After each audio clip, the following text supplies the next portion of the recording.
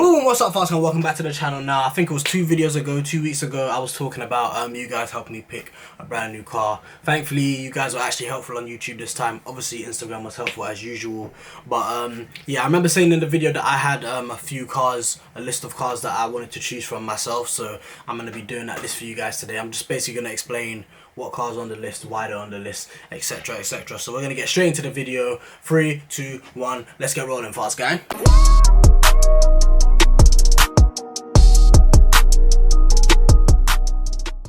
Cool, so I've got my list of cars right here. I'm just going to read through them. I'm going to give the pros and the cons. This list is in no particular order.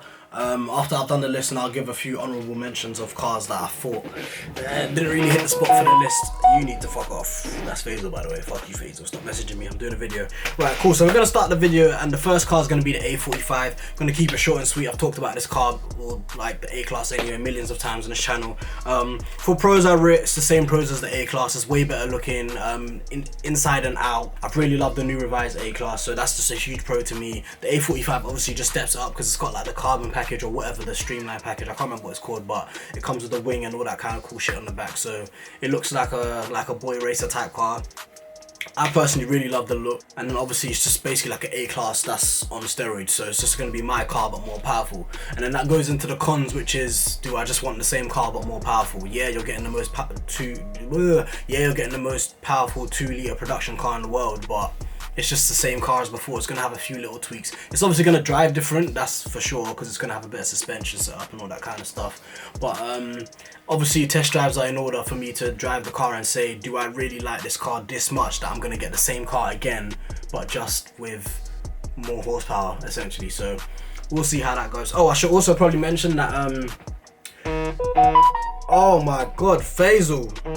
In my family there's 5 people, so the fact that it's going to be a 5-seater would be a good thing, but at the same time I was trying to kind of have 2 cars, so have the A-Class and then have X car, so whatever new car. And if I do end up getting the A45, then I'm just going to get rid of the A-Class, because why would I literally have the same car twice and then one of them's just on steroids? It actually doesn't make any sense. So that could be a pro, that could be a con as well. Maybe it's easier to handle 1 car, or maybe I'll feel more comfortable having 2 cars. Who knows? Only time will tell.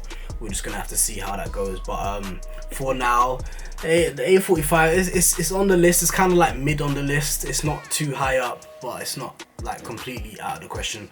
We're just gonna have to see. So the next car on my list is the BMW i8. Now this car, again, I've talked about it quite a bit on the channel. The i8, beautiful car. Really the main thing about this i8 is the styling. Like, that's the main reason like I'm kind of fucking with this car. Let me see what I've written for pros. For pros I wrote oh yeah, the styling of course, and then the fact that it's a hybrid, so obviously it's going to be way more manageable. Obviously you're going to get better, I don't know if they're still going to do the grants and stuff and that kind of stuff, because obviously everything's changing, especially in London. But the fact that it's basically a better car for the environment and stuff, that's obviously a huge pro. For cons I wrote, obviously it's a smaller engine and it's not like the best performing car in terms of like the drive and all that kind of stuff. I know it's on really skinny tires and stuff, so again, another test drive is going to have to be done to figure out where I'm at with that car. There's a guy that I always see, he drives around near my work, and he was in an i8, and I stopped him and I spoke to him. I was like, so yeah, you've got an i8, and he said he's also got an M4. So I was like, compare the two, like what car would you say is better? And he just put it blunt. He said, look, if you're a petrol head, you're probably going to want to get the M4. The M4 is a way better driving car, like the real, you know, proper raw driving experience type shit. With the i8, he said it's literally just a stunt car, which is obviously the idea I had in my head. So the question is, do I really want to stunt hard, or do I really want to drive hard? So that's just where I'm at with the i8 in my head. Again, we'll see. Let me drive it. It might be a super shitty drive and I'm like, yeah, it's not even worth the styling. We're just gonna have to see. And then the next car is the BMW M4. Obviously I was just talking about what the guy said of the M4 and the i8. I haven't really heard anything bad about the BMW M4, honestly. Like, everyone seems to fucking love them. They're great to like tune up, remap, all that kind of stuff, customize. BMW M4s, they're just like, I don't want to say a classic car, but it's like a car that kind of everyone has. For pros I wrote everything. Like, there's nothing actually really wrong with the BMW M4. 3-litre inline 6 powerful car, over 400 brake horsepower, rear wheel drive, it's gonna slide. I don't really see an L. The only bad thing I would really put that I've written down is the interior. Obviously BMW's interiors are starting to get a little bit dated, but to me personally, I don't really mind it. I think it was okay. My 1 Series I had, I was perfectly fine with it. Obviously it's going to be a big step down from having the A-Class, but nothing's really touching the A-Class anyway, so I'm okay with that in my mind. But other than that, I think I'll just be okay with that car. And then, is this the last car? No, it's not.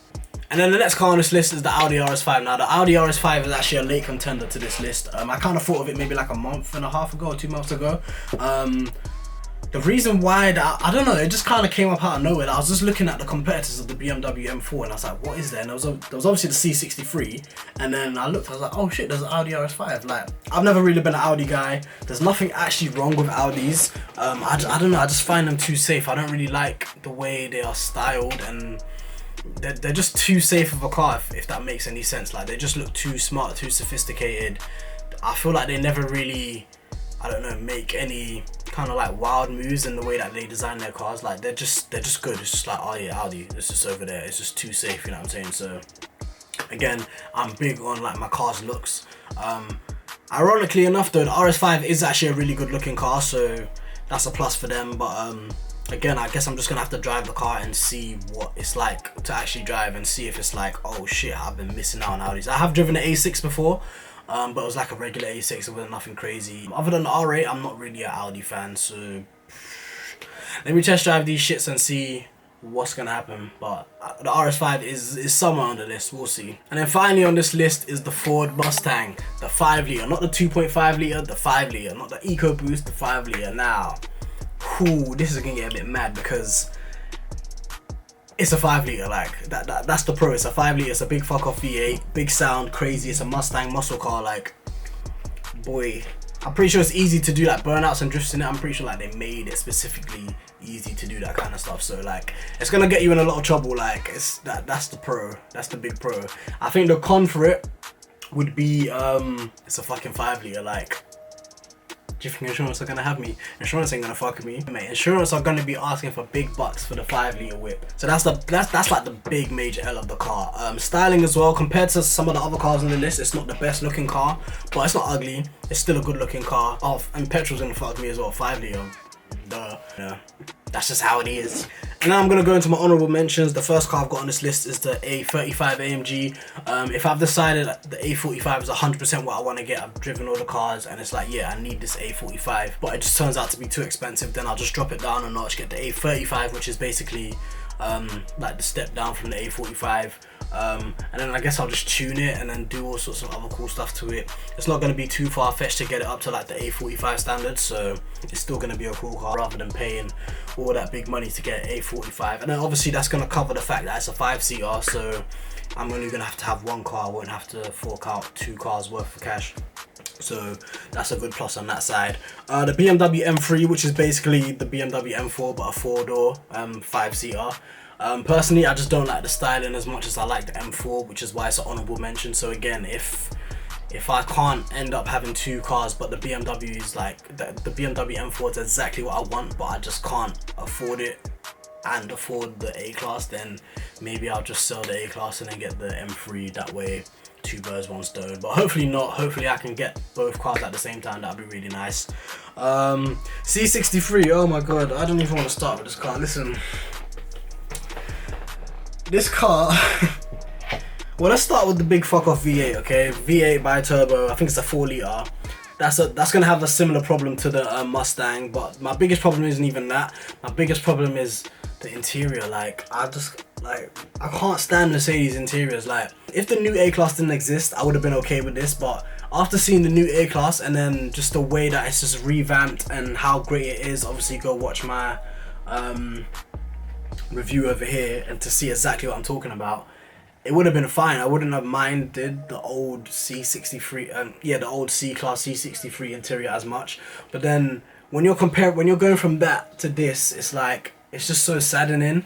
And I'm pretty sure you can't even like stream music off Spotify and stuff. Like, it's so bad. The interior is so bad. Sorry, the infotainment is so bad in the C63. And I know like in 2019 they did like the revamp and then they gave it the new instrument cluster and stuff, and that's cool, but then they still got the crappy iPad screen that's stuck on, and like, it is better than before, but it's just not that good. It's still old. It's like some in-between weird shit. It's not the new one yet, and I don't think they're ever gonna actually fully bring across the new MBEX system on it. So I just can't stand that. I don't want to go from a Merc to another Merc, but then just a shittier Merc, because I wouldn't mind doing it with the Beamer because it's a completely different car. But then when you're going from Merc to Merc and then it's just crap, it's like, nah, I don't want to deal with that. I really can't. I can't stand the infotainment on older Mercedes. So again, unless I drive the car and it's that good that it's like, yo, I'm just gonna have to not listen to music while I'm driving a C63, then yeah, that's cool. Easily one of the best looking cars as well. Like when I see a C63 coupe, I'm like, yeah, especially when it's in that blue, I'm like, yeah, you're a bad boy. But again, we'll just have to see. And then I've got the Nissan GTR on here. This was kind of in my mind. It was suggested a few times as well, but the GTR, I don't know, that shit's just looking a bit too pricey. I'm not gonna lie, the GTR's looking a bit too pricey. Even if it wasn't too pricey, I don't really see myself getting it over any of the other cars, especially the cars that are in the main list. So, you know, it's there. Maybe if I got a really good deal on it, then yeah. And if I was to get one for a good price, it would be a really old one, and I don't really want a really old car. I don't have time to be dealing with all sorts of fix this, that, the other. Like, I'm just not ready for that. So the GTR is quite low on that list of honorable mentions. And then, but you know what, I do really love the sound of the GTR. Again, I'm not really a sound guy, as in like I can't really pick up car sounds that well, but I know when I hear a GTR sound crazy. I'm gonna put a little video clip of a GTR sound.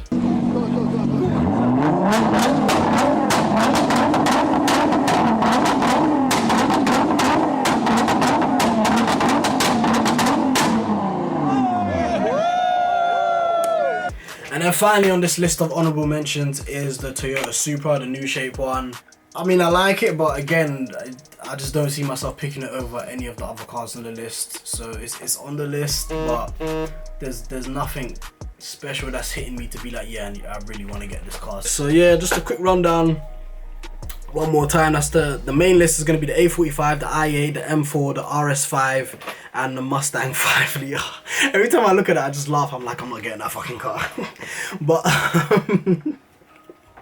and then the honorable mentions list is the A35, the BMW M3, the C63, the Nissan GTR, and the Toyota Supra. So let me know down below what you think of my list, and I'm pretty sure that's it for the video, guys. Thank you guys for your help, because you guys were giving me some car names and ideas. If you can give me some more names and ideas, obviously those aren't the only cars in the world, so if you've got any other better ideas, leave them down below in the comments or hit me up in the DMs at FastKXR. That's obviously going to be, is it that side or is it that side? I think it might be this side. It's going to be somewhere down there. I'm obviously going to put that stuff in the thingy. Yeah, go watch my other videos. Watch me pick up my car. Watch me review my car. Watch other stuff. Math's got his Remus exhaust, if you haven't seen. That's going to be up there on one of these sides. I'm just forgetting at this point. Peace. I appreciate your fast going. That is not peace. This is peace. Thanks. Bye. Lash on the nightlife. Nice out with no wife. That shit cut too deep. Nice out with no knife. The squad up too deep. Recap like Prodigy. She look nice in the nightlight. Nice in the nightlight.